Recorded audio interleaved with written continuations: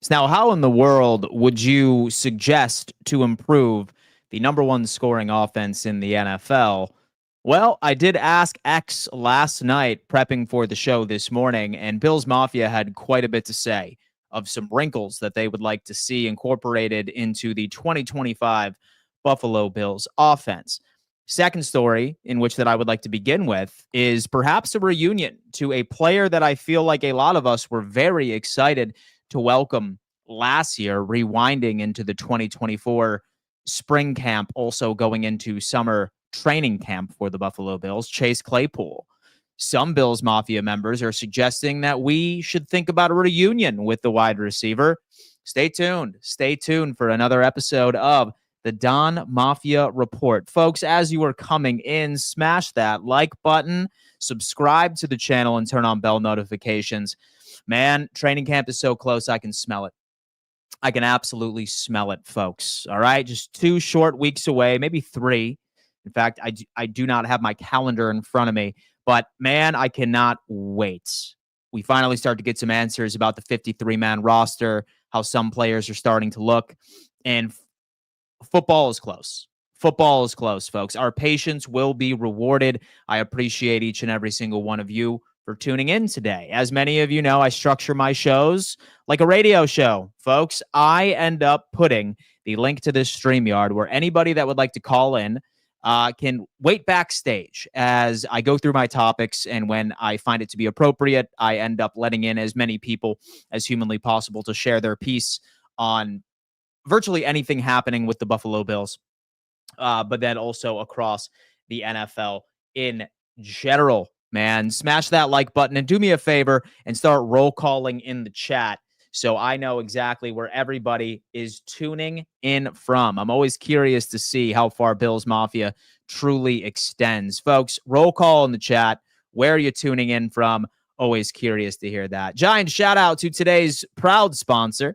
That just so happens to be William Mattar. Folks, if you were ever hurt in a car, you better call William Mattar, #1 car accident attorney in the state of New York. I wouldn't wish a car accident on anybody, but the truth of the matter is some people don't know how to drive. And unfortunately, you may find yourself on the receiving end of a car accident that results in an injury. And if that's the case, man, look no further than having the absolute GOAT, greatest of all time in car accident representation. William Mattar, thank you. Thank you so much for tuning in. We have Orlando, Florida in the chat already, man. We have South Carolina. North Carolina is in the chat. Auburn, New York is in here already. Jeff King, I'm looking forward to meeting you, Matt. I am looking forward to meeting you, my friend, at the Roundtable Sports event here, week 3 versus Bills and the Miami Dolphins. Always love that. As always, thanks for the content, Auburn. The Burn is in the chat. Matthew, Missoula, the 4th, South Florida, Brockport, New York, Daniel Hinckley. Hope all is well this morning. And more importantly, I hope everybody had a great 4th of July weekend. I hope no one pulled a Jason Pierre-Paul and you were tuning in this morning with all of your limbs and all of your fingers today. Mine was great. And so I can tell you that I spent quite a bit of time with family. I was on the boat. It was beautiful in the panhandle of Florida this weekend, and things are incredible. Dan, if Samuel and Kincaid were used correctly, he could take this offense to the next level. And then you know what? My boy Eric is coming in with a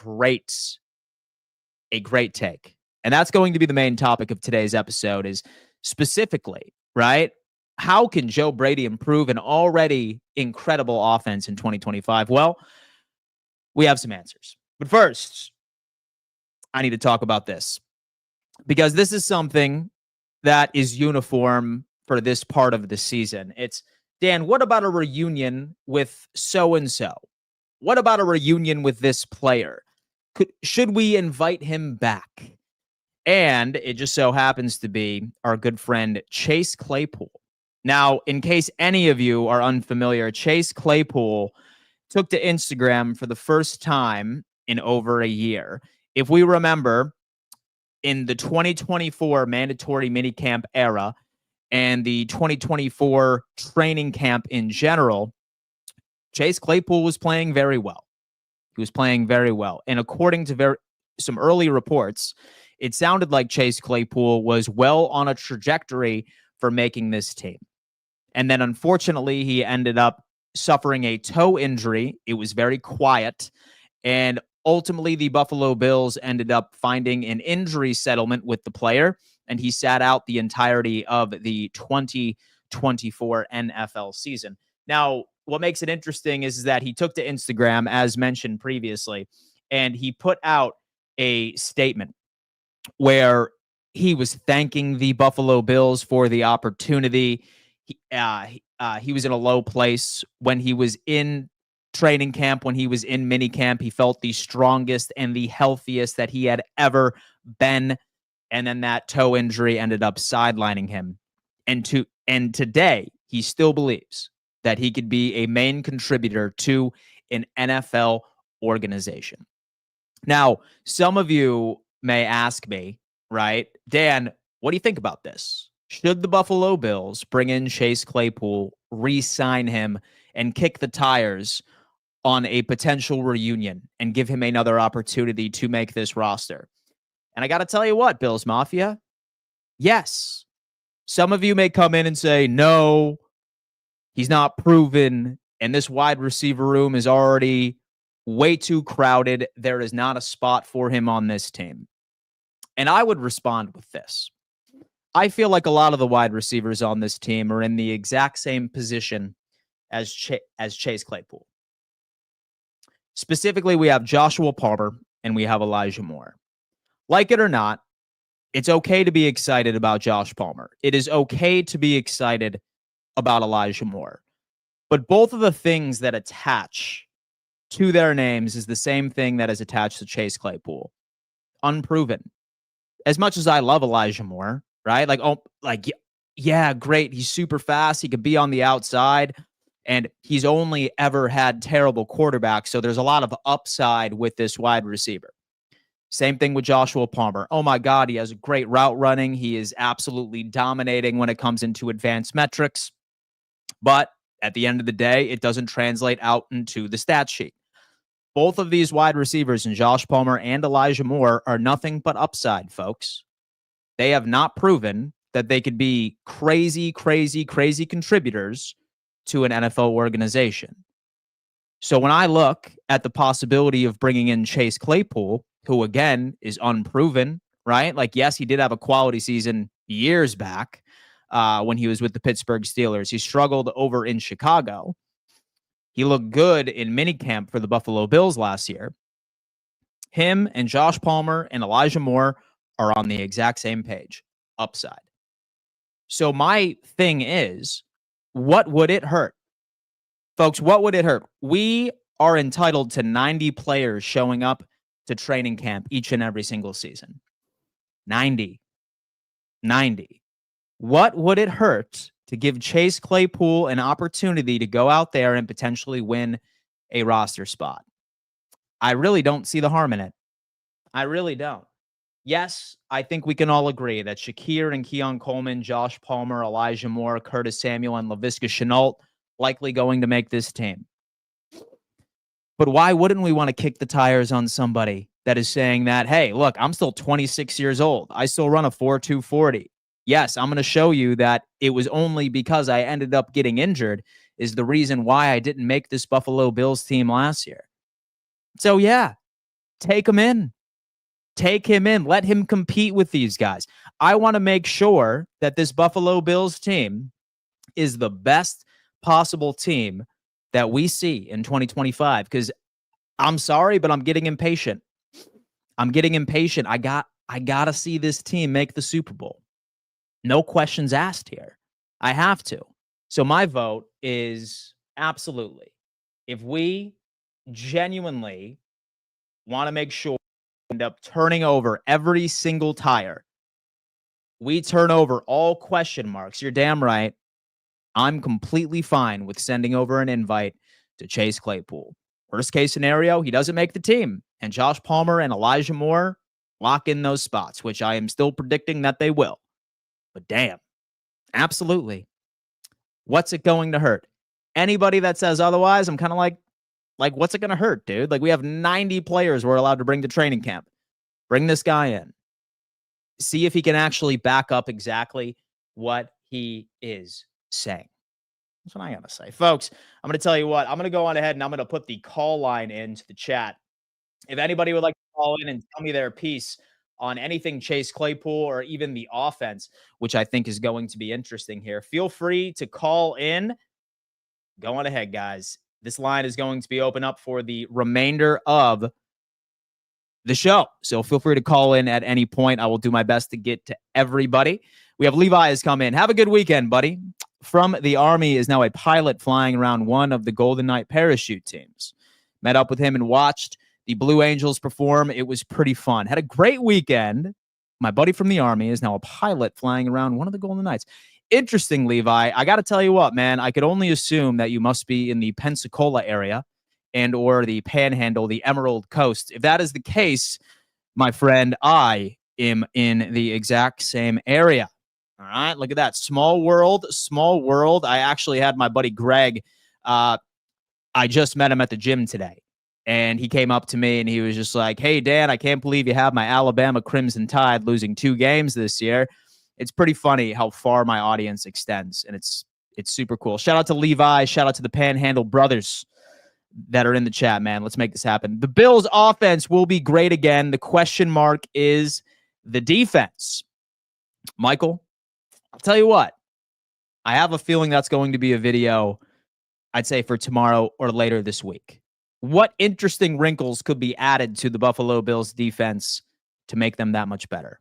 I think that's a pretty solid question. I really, really do. We have Dorothy is coming in saying, no, Dan. Dorothy, why? So here's my question. Why? Why would we not want to kick the tires on a very cheap contract? I mean, how much would it cost us? $500,000, $600,000 just to invite him to training camp? This does not make him an automatic 53-man roster addition. I just think that it's crazy. Like, not to invite him to training camp. Why not give him a chance? What's it hurting us? What's it hurting us, right? Like, make things interesting. I'm not sure about you, but I want to make sure. And so I'm not sure about you, but I want to be able to make sure that we have the best possible wide receiving core we could see. Like, that's how I'm looking at it. Like, look at this. Like, we have these 6 is interesting. Have Laviska Shenault, but I'll tell you what, I'm a hell of a lot more interested to see with Claypool being there than Caden Prather, a 7th rounder who has no shot at making this roster. Virgil, sorry, not making the roster. KJ Hamler, sorry, not making the roster. I'd rather end up making this interesting in the competition side of things, but let's see how it plays out. We have Matthew on the line. He's coming in. How you feeling, man? How was Poland? What's up, Dan? Hear What's me up, good? man? How was Poland, man? Yeah, I can hear you loud and clear. What's up? Awesome. Poland was nice. Very good, very good. We got back July 4th actually. So I Beautiful. spent my July 4th on a 10-hour flight, but Well, hey, man, you know what? I see a touchdown back in the beautiful US of A. I'm glad that you enjoyed your vacation. What's on your yep, mind, my flew into friend? Miami and then trained back up to West Palm where I'm from. Hey, Um, man. Yeah, what's on your I mind, guess on bro? the Chase Claypool thing, what you're saying, when you said only 600, 500,000, I was thinking like it was gonna be like in the millions, but like Yeah. that's cheap. That's cheap. So normally training camp contracts, right, are very minimal. It's going to come down to actually making the roster. And a lot of the Yeah, times when you see contracts like, oh, so and so is signed to a 1-year like X like $1 million contract, it's typically contingent on you making the roster by itself. It yeah. wouldn't cost us a lot of money just to have this guy come in for a Is tryout he and or like be a part of on? the training camp process. Is he on a roster right now, or no? He's just like No, he's not. free No, agent. he's not. No, yeah, he's still a free agent. We gave him an Okay. injury settlement last year because it sounds like that the toe injury was a bit more significant and then we thought. He sat out the entire season. He's going on a social media campaign where he's suggesting that he still feels Yeah. strong, he still feels fast, and the whole 9. I mean, again, I wouldn't mind the chances of him actually making the roster is not like a for sure 100%. So I Oh guess yeah, that makes me feel better with it. That yeah, like if something good comes out of it, something good comes out of it. It's not whatever. Yeah, Again, this front office needs to treat every move we make as in, will this move get us to the Super Bowl? We for sure. there's a difference from there's a difference in thinking, oh, we gotta win now, because win now can mean make the playoffs, win a playoff game. Win now can mean a lot of things. Mm-hmm. We need to make each move as in for the Super Bowl. Yeah. No, man, listen, I am on the exact same page as you. And half of the reason why I'm looking at this roster or depth chart for wide receiver, it doesn't hurt. It does not hurt to bring in competition, right? Like, Yeah, at as first I was like, no, then after listening to you what you're saying, I was like, yeah, okay, yeah. like it's funny too because you know what? Like, I'm very high on Joshua Palmer. I am very high on Elijah Moore. I think that they are going to pay their dividends. But like when you look at the grand scheme of all things, all three of those players, Chase Claypool included, they are all just upside. Like they have never actually proven that they could have quality seasons. Yes, we Yeah. can make inferences and say, yeah, with Josh Palmer, he was never targeted, like never really fit well within the Chargers offense. And we could say the same thing about Elijah Moore, saying that he's only ever had bum quarterbacks. We're all just speculating at this point. So I'm saying it's not going to hurt to invite him to training camp. That's all. Yeah. Like that's all I'm saying. Was Elijah Moore always just a Brown, or was No, he he on a was team before? drafted. No, he was drafted by the New York Jets. He spent 2 years there, and then he demanded a Okay, okay, trade. yeah, Yeah, yeah. yeah. Okay, He no, that demanded makes a sense. trade once the Jets actually started doing pretty well because he wanted the ball. So I'm Yeah, yeah. hoping 'Cause that's when they're bringing Devontae Adams and like all those other people. Alan Lazard. exactly. Yeah. So I'm hoping that that's not a culture red flag, especially I since he highly wanted doubt out it. because he wasn't getting the ball. But I think that may have been a one-off like type situation. Yeah. Yeah, and I don't think he even like if he is being a locker room cancer, we just shove him to the side. Like it's not like Stefon Diggs where he is the vocal point of this offense. It's not like we can say, okay, boom, you're just go to the side. We have a whole bunch of other people because again, everyone eats. Yeah. No, man. Listen, I wholeheartedly agree with you.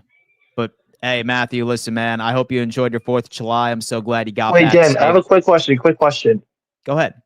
if you don't mind. This is slightly off topic. I was talking to some friends or some people. If you had to have three people, three teams win the Super Bowl next year, who would you rather out of these three? Eagles, Chiefs, Ravens. Oh my God. I Oh think my there's an God. obvious answer, and I'll explain the obvious answer. It's for me, I feel like it'd have to be the Eagles. I feel like it would have to be the Eagles I for would be me. the exact same, but here's the thing with the Ravens.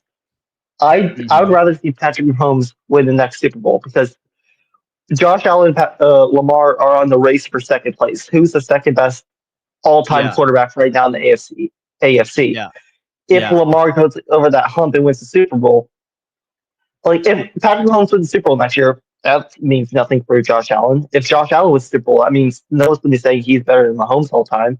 So that's Yeah. the thing. Like we got to win one before the Ravens. So I see all these Bills fans like root for the Ravens, but like we can't be It's having that. it's definitely a brain buster for sure. And I'm definitely gonna actually push this over to the chat. But Matt, listen, Oh man. yeah, yeah, of And so I really appreciate you calling in, man. And you enjoy the rest of your week. And I course. look forward to your Thank call you. later. You too. Have a Thank good you, one. Go man. Bills. Yeah, man. Go Bills. I got to tell you what, he brings in a very interesting conversation here, an interesting topic. I look, like, would you rather? So the Baltimore Ravens or the Kansas City Chiefs win the Super Bowl next year? Say that Buffalo obviously was not their time. I feel like I agree with him. I feel like I would say I think I'd rather Patrick Mahomes win it again because wouldn't that piss us off, right? Like one thing that Ravens fans would have over the Buffalo Bills, I would just rather that Mahomes breaks the hearts of everybody in the NFL once again. That's kind of where it is at this point. But it doesn't matter because I feel like Buffalo is on a warpath when it comes into the Super Bowl this year.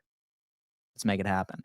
Mafia Sports Report. What's going on, Mafia Sports Report? Hope you are having a wonderful, wonderful July 7th.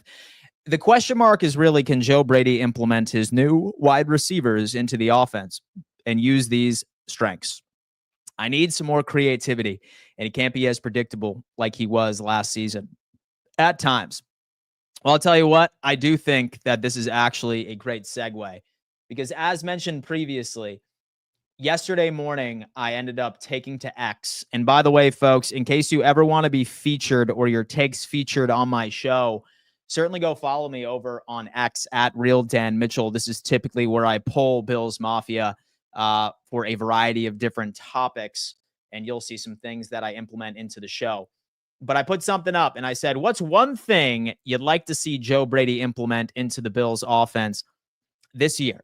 And I got to tell you, we had quite a few submissions, and I find them to be very interesting. So we're going to go through them, and then I am going to walk you through mine as well. As we are locking in, 151 of you are in here hanging out with me this morning. 61 of you are on YouTube. 82 of you are on X. 10 of you are on Facebook. Please do me a favor, guys. Hit that like button for me. I honestly think that we can get well over 125 people in this live chat, but in order to do so, I need to make sure that all 61 of you watching has hit that thumbs up sign. Let's do it. It's the easiest way to show some love over here. All right. We have Bishop. Let's go, boys. We have football this month. It is about to start. Go Bills. Bishop, we are all anxiously waiting for this to happen. Statement. I feel for the wide receiver we drafted. Why take an opportunity away from someone who could have actually been on the roster for another team versus already having that position full and knowing that they won't make it? Let me read that again. I feel for the wide receiver we drafted. Why take an opportunity away from someone who could have actually been on the roster for another team versus already having the position full and knowing that they won't make it? So I think it helps that training camp allows like 90 players, and cuts happen relatively fast. Like right after 1 week, like you're going to see it shaved down to about 75 and or 60. Like what I'm saying is, what's going to hurt having Chase Claypool come in for a workout and just train with the team and see if it's interesting, right? I mean, we'll see. We'll see. Lori Ann has come in. Andreessen is not on this list. Lori Ann, or maybe Anderson is what she's discussing.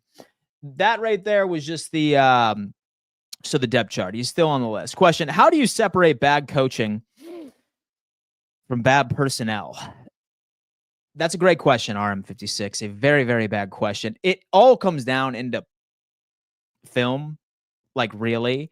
I'm trying to think of like a solid example. I think if you watch film from the Joe Brady days and the Ken Dorsey days, you will see a staggering difference as far as play calling methodology.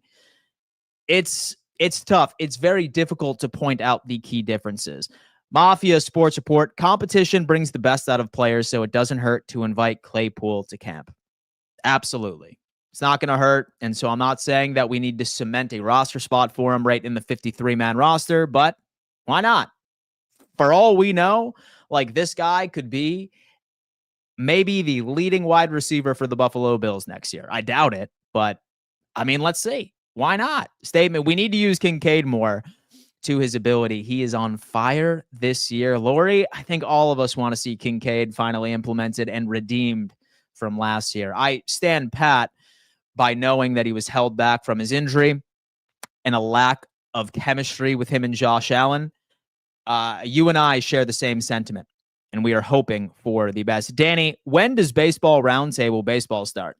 So I got to tell you what, man, I think baseball might not be until next season. As far as roundtable, we are launching a college football show, which is exciting, but we are starting off slowly and scaling slowly in the business world.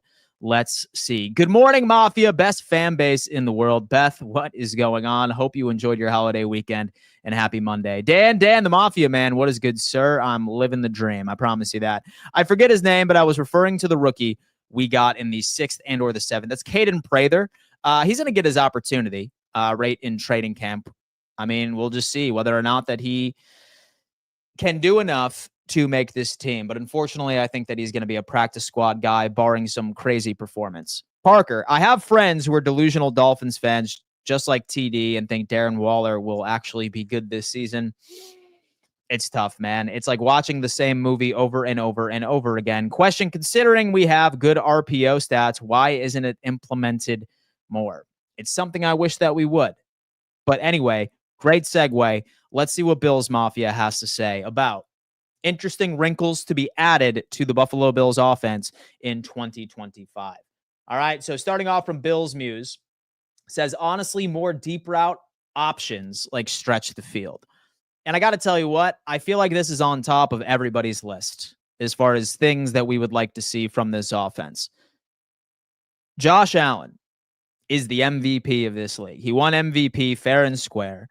But one thing about his game that I wish was a bit better was his efficiency in the deep ball. All right? His deep ball was struggling a tad in 2024. It really was. We know that he can do it. We have so many highlight reels of him gunning it downfield, beautiful passes deep. But what stopped us from executing that efficiently and regularly had to do with lack of personnel. That's all it ever was lack of personnel. We just didn't have the players to fully execute it. Now that we have Elijah Moore and Curtis Samuel, which we will get to later on in this episode, I think we can do it. I think we can. And I think this front office acknowledged that, and it spells it out based off of the moves that we made this offseason, specifically in free agency. We have Katie Robertson has come in. Katie, I hope you are having a wonderful Monday, July 7th. I recently rewatched the Bills-Ravens divisional game, and the play calling by Brady in the second half was awful. I feel like he was coaching scared and not to lose instead of trying to win. I need to see more confident playoff play calling. And that's a great take, right? It's tough to guess on what was going through Brady's mind, whether or not that he was just trying to chew clock. And sometimes chewing clock, folks, is indeed a good strategy.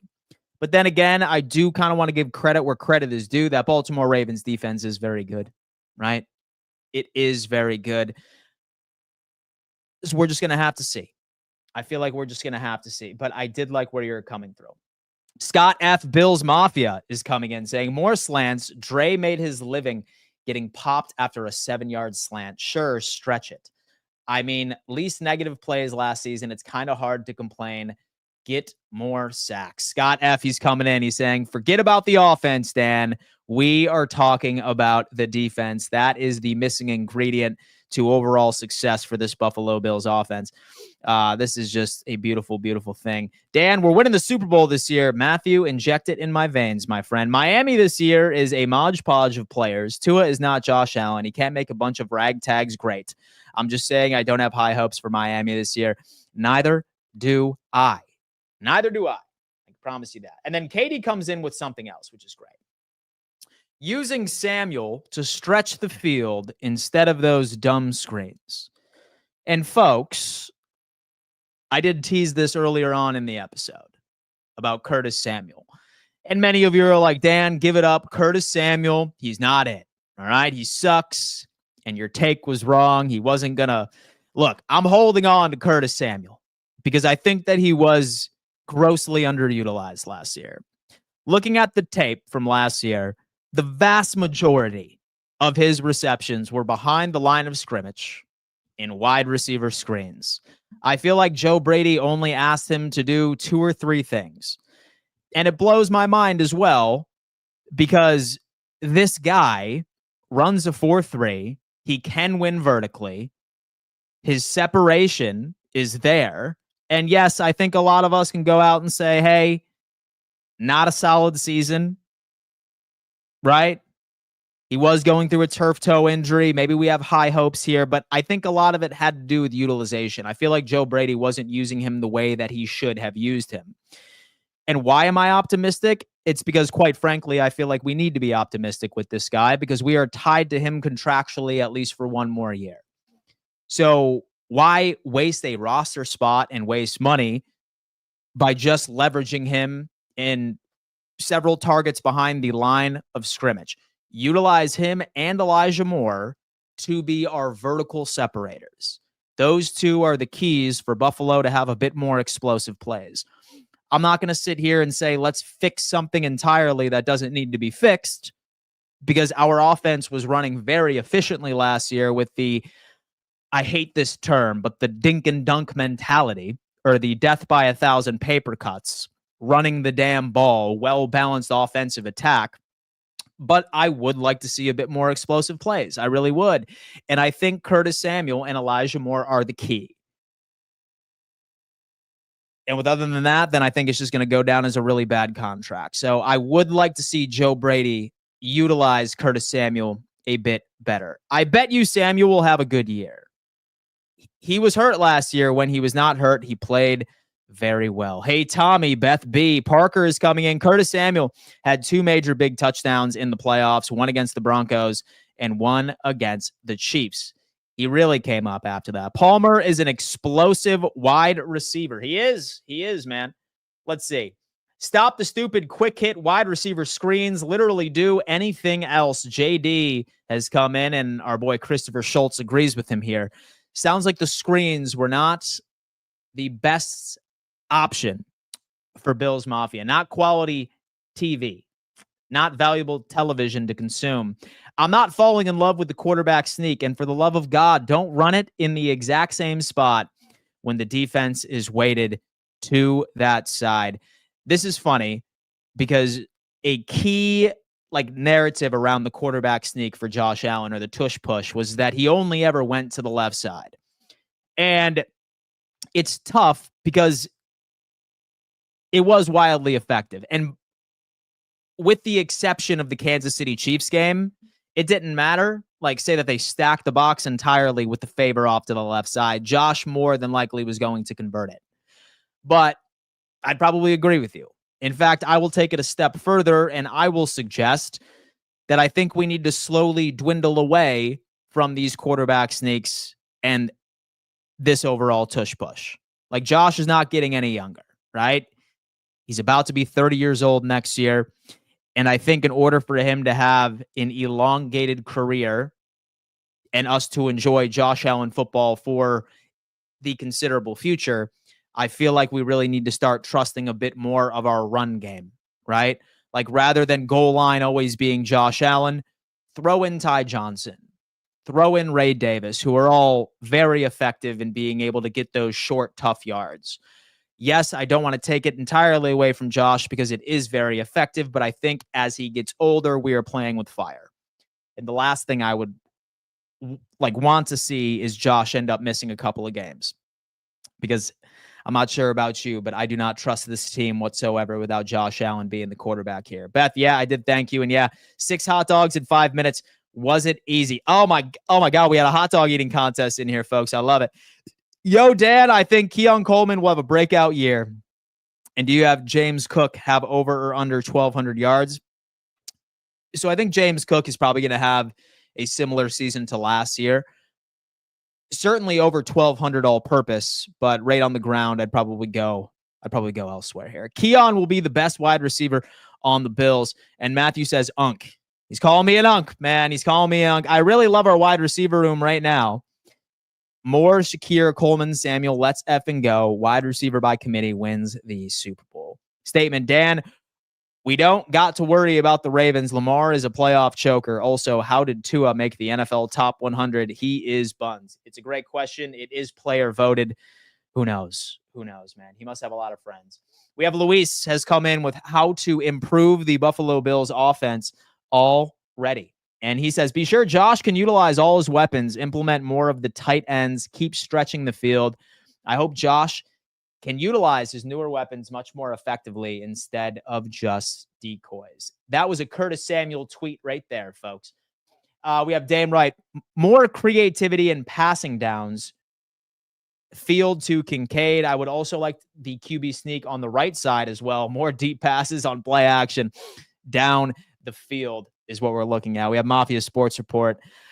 I do like the wide receiver room as well, but I do agree with Dan when he says we'll know what we got in September, because with the upside is there with Moore and Palmer, but have they really proven anything? They haven't. right? So I just don't think it hurts. So to add one more guy that's literally in the exact same position, right? Like he's out there looking for something to prove. There's upside with Chase Claypool.